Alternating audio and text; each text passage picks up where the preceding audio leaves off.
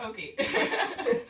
Nå, velkommen til det her fokusgruppeinterview, vi har arrangeret. Og jeg tænkte, det ville være en god idé lige at starte ud med at præsentere os selv og sige lidt om, hvad vi laver. Så ja, det vil jeg starte med at gøre. Jeg hedder Fie, og ja, jeg er 21 år og går her på CVS på IMK. Så ja, for dig. Jeg hedder Anna-Sophie, og jeg er 22 år og går også her på IMK. Jeg hedder Camilla, jeg er 22 år, og jeg går også på IMK. Jeg hedder Cecilie, jeg er 23 år og går også her på IMK. Jeg hedder Mathilde, jeg er 21 år og går også på IMK. Jeg hedder Helena, jeg er 21 år, og jeg går på IMK. Hey. Jeg hedder Anne, jeg er 21 år, og jeg går på IMK. Var det sådan? Ja. Nå, ja, okay. Det var spændende. Det jeg tænker, det jeg vil gøre, det er, at jeg har nogle sådan lidt overordnede spørgsmål, men I skal bare vide, at hvis der er noget som helst, som I lige kommer til at tænke på, eller selv gerne vil spørge resten af gruppen om, så skal I jo bare gøre det. Der er ikke sådan rigtig nogen fast form her. Det skal bare ligesom flyde løbende. Så ja.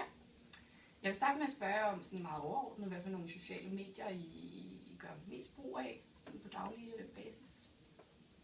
Facebook og Instagram helt sikkert. Men kun til at observere, sådan, hvis jeg kigger på andre. Ja. Og bruger det til sådan meget at arrangere ting med andre og holde kontakt med andre. Ja, ja. Ja, så mest sådan. Facebook og Instagram. Ja. Snapchat. Ja, også Snapchat. Ja. Jeg tror bare, og Facebook mest nok, men også bare til at kigge, og så Snapchat. Jeg er ikke så god til at bruge Instagram. Jeg øver mig, men jeg er ikke så god til det. Mathilde er stadig ny. Jeg er stadig ny. Ja. Hvad med dig? Jeg er også relativt ny til Instagram, men jeg bruger også primært Facebook og Snapchat. Er det sjoveste. Ja, Det er det, hvor der er mest direkte. Nemlig. Ja. Og du er enig også. Ja, det er det samme. Hvad med sådan noget som for eksempel Twitter? Er der nogen af jer, der bruger det? Nej, jeg har brugt det 2 gange i mit liv, og det har været fordi, at jeg ved, at metroen bruger Twitter. Ja. Og laver opdateringer derinde, på hvis der er noget galt og sådan noget. Så der har jeg nogle gange, hvis jeg har siddet fast i en metro, gået ind på Twitteren og set, nå okay, det er fordi, I har et signalfejl eller noget. Okay, ja. Ja. Men Jeg har altså, også nogle gange tænkt at bruge det netop fordi sådan, der kommer gode opdateringer fra politikere eller sådan noget. Det kan være meget spændende, men jeg kunne ikke se at finde på at tweete, tror jeg. jeg har prøvet, men jeg kan ikke helt sådan forstå formatet, tror jeg. Nej. Men jeg tror også, altså Twitter for eksempel, hvis det er politikere og sådan noget, så ligger de jo også op på Facebook samtidig. Ja, så det behøver ikke at være begge steder. Så det kan være lidt overflødigt i virkeligheden. Ja. Så har jeg også haft det længe med Instagram, og mange der lægger noget op på Instagram, så kommer der automatisk også over på Facebook, og så har jeg sådan set Og så set foretrækker på Facebook, eller? Jamen, så har jeg bare ikke måske ikke helt set behovet for Instagram. Men nu, hvor Men du nu- har lært mig at kende, så Ja. Hvad med sådan noget som Pinterest og de der sådan lidt mere ukendte? Er det noget, som I bruger eller kender til? Ja, jeg bruger Pinterest. Du bruger Pinterest? Men, men jeg synes bare ikke, det er ikke så socialt. Det er jo mere bare sådan for ens selv. Det er meget hyggeligt at kigge igennem, hvad der er og sådan nogle ting. Men det er ikke noget, jeg bruger for at sådan, ligesom Facebook komme i kontakt med andre mennesker. Nej. Så det er lidt mere sådan for ens egen skyld, ikke så meget for det sociale netværk som sådan. Ja, enig. Ja. Så tænker jeg på, når I nu er ligesom på Facebook eller på Instagram især, om I så lægger mærke til, at der er de her reklamer og annoncer, som virksomheder gør brug af. Ja. Ja, jeg har lige opdateret min Instagram, og den er begyndt at komme med sådan nogle reklamer, og hvor der står sponsoreret, og jeg er rigtig træt af det. Ja. På Instagram. Ja. Jeg synes, det er meget mere tydeligt på Don't Instagram end på opdatere. Facebook. Meget mere tydeligt. Jeg ved, og det er måske fordi, jeg lige lægger mærke til, hvem der har lagt det op, når jeg kigger på. Måske. Det gør jeg på en eller anden måde ikke på Facebook. Der det scroller jeg bare. Og så. Er det fordi, det måske er mere en naturlig del af ens newsfeed, eller måske man vender sig til det? Eller Ja, hvad? helt sikkert. Jeg tror, jeg valgte at bruge Instagram frem for Facebook for nogle år tilbage. Netop fordi, at der var så mange reklamer efterhånden, og muligt crap på Facebook, og man meget selv kunne vælge på Instagram. Og det synes jeg måske ikke helt er lidt mere. Men det er også fordi, når man går igennem sin Instagram, så fylder det hele skærmen, når der er en reklame. Altså, så er det, du kan jo ikke sådan rigtig sortere det fra. Det er svært. Ligesom med Facebook er det muligt ligesom at have det sådan, eller sådan. Man kan hurtigt lige scrolle ned igennem, hvor de fylder meget mere på fladen, ligesom på Instagram. Synes I, det er nemt ligesom at fravælge for eksempel på Instagram de her annoncer? På Facebook er der jo en funktion, hvor du kan gå ind og trykke et eller andet skjul, eller sådan noget den stil. Der er en funktion på Instagram, jeg har brugt, hvis der har været en reklame, jeg ikke har brugt mig om, så kan man sige, den her reklame er ikke noget for mig, men så får man bare nogle andre. Så sådan, jeg tror ikke, at man kan vælge fra. Nej. Jeg tror bare, man kan få nogle andre i stedet for, og så Ja. tænker jeg, så er jeg sgu næsten ligeglad. Ja. Hvad med på Facebook? Hvor ser I ligesom de her reklamer henne? Hvor lægger I mærke til, at de findes på sitet? Så i maven, sidereklamerne, eller på selve jeres feed? Eller... Ja, jeg har ikke ude i maven. Jeg har kun i, så står der sponsoreret. Når du ligesom går igennem din newsfeed der. Præcis. Så har jeg ikke rigtig, jeg dukker ikke rigtig noget op i siden mere på min. Det gjorde der engang, men der gør jeg ikke rigtig mere. Jeg ved ikke, hvad jeg har gjort. Men... Noget smart. Ja, noget rigtig smart. Ja. Så altså sådan en generel holdning til det her med annoncering via de sociale medier? Lyder tror lidt faktisk- Jeg lægger bare ikke rigtig mærke til, altså det gør mig egentlig ikke så meget på Facebook, men det er ikke noget, jeg sådan går ind og klikker på noget, fordi der er en reklame, men det kan være, det gør det. Så du føler ikke, at du bliver særlig påvirket af det i Nej, virkeligheden? men det gør jeg jo nok et eller andet sted. Men det er ikke noget, jeg sådan tænker over, at det generer mig heller ikke specielt meget. Altså. Jeg læser nogle gange, og synes, det kan nogle gange være meget rart at få måske, altså blive præsenteret for nogle ting, man ellers ikke vidste, måske havde interesse for en. Ja. Så du synes, det kan være sådan lidt spændende i Ja, virkeligheden? nogle gange er det også sådan lidt, det gider jeg ikke, så scroller bare videre. Men som Anne siger, det irriterer mig heller ikke. Nej. Det er der. irriterer mig lidt. Det tager dig. Ja. Både på Facebook og Instagram. Især Instagram. Især Instagram. Ja, men jeg tror, det er mere det der med, at det før var uden, og så sådan bliver jeg forvirret, når det er der. Det irriterer mig. Men jeg kan godt lide, når der nu endelig skal være reklamer, og det skal der jo nok, hvis jeg skal have lov at bruge de her services gratis. Så kan jeg egentlig meget godt lide, at de er rettet mod mig, og jeg ikke får reklamer for blæer, eller biler, eller tobak, eller et eller andet pis.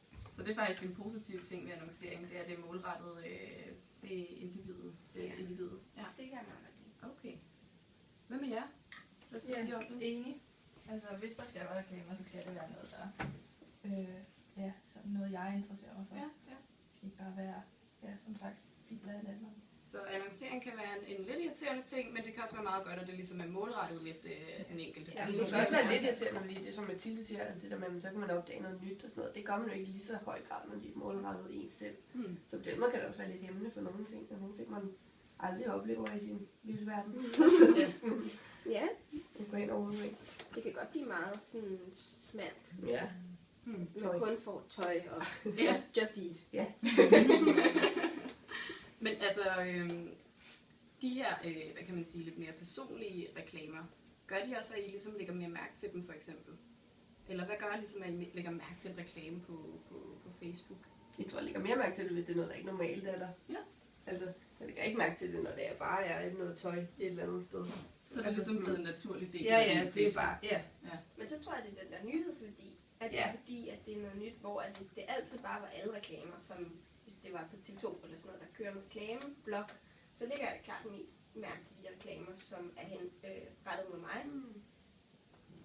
Så jeg tror, det kommer an på, sådan, hvad man er vant til, eller Ligesom mænd aldrig vil lægge mærke til tamponreklame. for eksempel. Eller også ville de synes, det var meget mærkeligt, at det lige poppede op på deres Facebook. Men netop Jo, hvis men det hvis så man på ser nyhed, Facebook, altså hvis man bare ser en reklameblok, Ja. og så dukker der et eller andet op, som man ikke interesserer sig for. Altså, at man finder ud af, så man af. ja, altså hvis man er mand, kan man ikke lige opfattet tamponreklame. Hvis ikke man har børn, tænker man ikke over blæreklamer og så videre, tror jeg. Men jeg ved ikke, om man vil, altså hvis lige pludselig var en blæreklame på min Facebook, ville jeg også sådan, det er pudsigt. Så jeg tænkte, det var Københavns Kommune. Ja. Ja, så har man været Københavns Kommune. Men er der sådan noget omkring formater, eller det visuelle udtryk, hvor man ligesom lægger mere mærke til reklamer på Facebook? Skal der noget ligesom til, for at reklamer skal skille sig lidt ud? Farver? Ja, det er sikkert. Jeg har ikke jeg ligesom har tænkt over, hvad det er lidt at så. Der kigger jeg sgu. Det har jeg ikke lige. Så det visuelle behøver ikke betyde sådan super meget i virkeligheden? Jo, det tror jeg, det gør. Jo, helt sikkert også, hvis det er noget andet, om der er et billede, eller om der bare er tekst, for eksempel. Altså, også, jeg tror ikke, det gør noget. Jeg tror ikke, man lige tænker over, hvad det er, der gør det. Nej.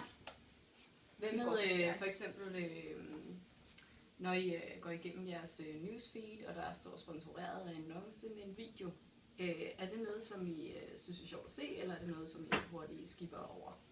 Hvis den ikke starter sig selv, så skipper jeg over den. Ja. Altså hvis jeg skal ind og trykke play, så tror jeg, gør jeg det ikke. Nej. Det Ja, er kun nogle hvis den ligesom starter selv, så ser jeg det. Så kan man godt lige nå at blive fanget af det. Så Ja. er det så meget sjovt. Ja, nemlig. Og, Jeg synes, de irriterende, der er mange reklamer, så skal man høre, hvad de siger, og så sidder man i toget og tænker, jeg har ikke mit headset med. Ja, Og så får man ikke ligesom det sjove ud af dem, at det er rigtig det smart. er rigtigt. Det skal Når kunne de fungere begynder uden lyd. at tekste, det er virkelig, virkelig smart. Ja. Fordi så behøver man ikke have lyd på. Og så hvis det var rigtig sjovt, så kan man måske lige se den igen. Eller men Se, når man Og kommer man hjem. gider ikke lige sidde på arbejdspladsen eller et eller andet, og der lige pludselig er lyd over det hele. Nej. Nej. Okay. Der er det meget smart, at man skal trykke på videoen, før lyden Ja, så synes starter. jeg nogle gange, det er besværligt, så kommer jeg til at trykke, fordi jeg bare gerne vil se det i fuld skærm, og så lige pludselig er der lyd. og nogle gange er der ikke lyd, selvom man har Det er trykket. rigtigt. Det er meget besværligt. Så det er sådan noget, som gør, at I eventuelt godt kunne finde på at springe en reklame over, kunne jeg forestille mig. Hvis, hvis det ligesom er noget lyd, og det bliver for besværligt generelt, ikke? Er der Det tror jeg. andre årsager, noget andet, som kunne gøre, at I ligesom valgte at sige skip videre? Den skal meget hurtigt fange. Ja. Altså det Inden for skal de være inden første. for de første sekunder, at man tænker, at det der ser spændende ud. Fordi hvis ikke, så ligesom også bare videoer, som andre lægger op, så der går for lang tid, inden der sker noget, så tænker man, det har jeg simpelthen ikke tid til. Det gider jeg ikke til at bruge tid på. Skal, tror jeg, være inden for de første 5-10 sekunder, at der skal ske noget. Helt sikkert. Og tekst for eksempel ved en post må ikke være for lang, eller... Hvis jeg ser det for langt, så... Læs mere. Ja.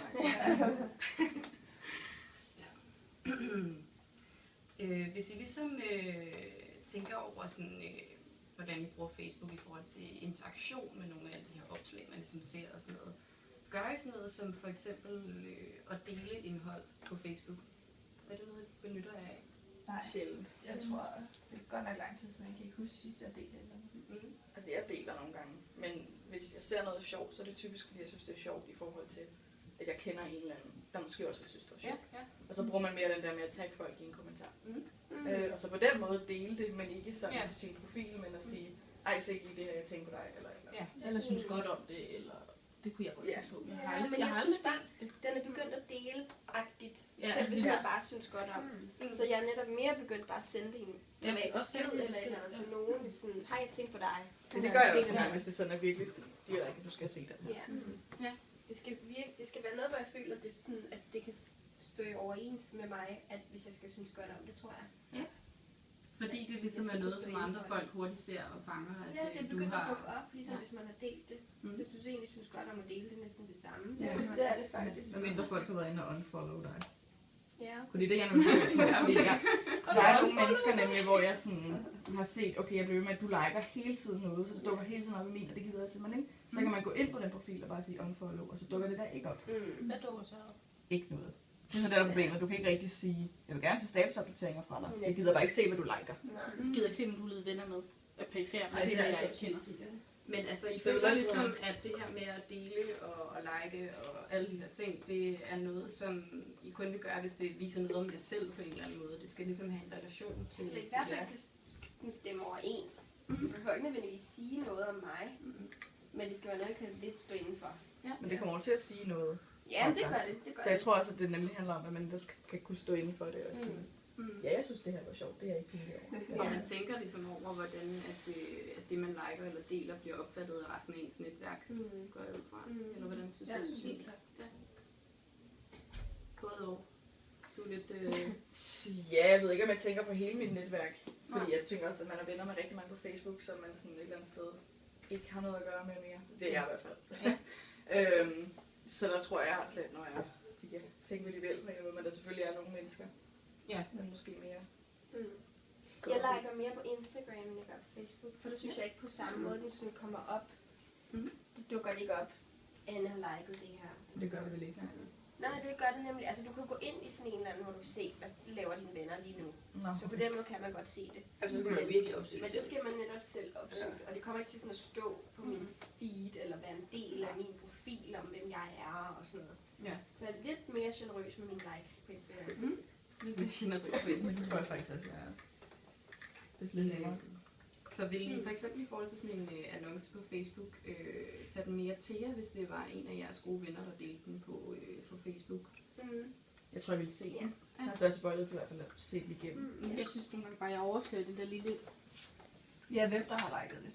har liket det her. Nå, men hvis det er en, der har decideret delt den, så er det jo tydeligere. End hvis det bare er, har liket det her. har delt det her. Så kommer det op på hans profil. Og så Det er kommer så der også op, så kan man direkte også på skrive hans noget, det er rigtigt. Man skal også skrive statusopdatering til noget, man har delt, kan man ikke det? Jo. Ja. Haha, den Men i hvert fald, hvis jeg så lægger mærke til det Mathilde, der er delt, så vil jeg nok hellere se det, end hvis det er ligesom. Men jeg tror ikke, jeg har større tilbøjelighed til at tage imod reklamen. Kun det her med at se den. Jeg kan faktisk godt have det lidt omvendt nogle gange, hvis jeg ser en reklame, og jeg så bagefter lægger mærke til, hvem der har delt det eller liket, så tænker jeg, nej, jeg har ikke lyst til at synes det samme. Nej. Så det synes jeg slet ikke var sjovt. Det er også lidt afhængigt af måske, hvem i netværket, der lige deler den, om man, hvilken reaktion man har. Ja. Så nu er man en, man synes er mega kikset eller noget. Ja. Men måske også fordi Facebook har fandtes så længe, at man har nogen i sin venneliste, hvis man ikke har fået ryddet op, som man ikke, det ved jeg ikke, er så tæt med, eller sådan noget. Det har jeg. Sindssygt meget på min folkeskole og efterskole, som jeg bare ikke nærmest snakkede med dengang. Så jeg stadig venner med. Men skal man ikke have ført en samtale med, der varede mere end 2 minutter? Ja, Hvis man nogensinde har ført en samtale med dem. Altså, vi var 160 elever på efterskolen. Det er ikke fordi, jeg er tætte venner med dem alle sammen. Men på Instagram vil jeg sige, hvis der var nogen, der delte, selvfølgelig er det også lidt noget andet. Men der vil jeg nok mere tage det til mig end Facebook, fordi det kun er nogen, jeg aktivt har valgt at følge inden for de seneste par år. Ja, det er en god pointe. Jeg har ikke flere spørgsmål, så jeg vil bare sige tak, fordi I gad at være med. Sådan set. Ja, tak. Det var så lidt.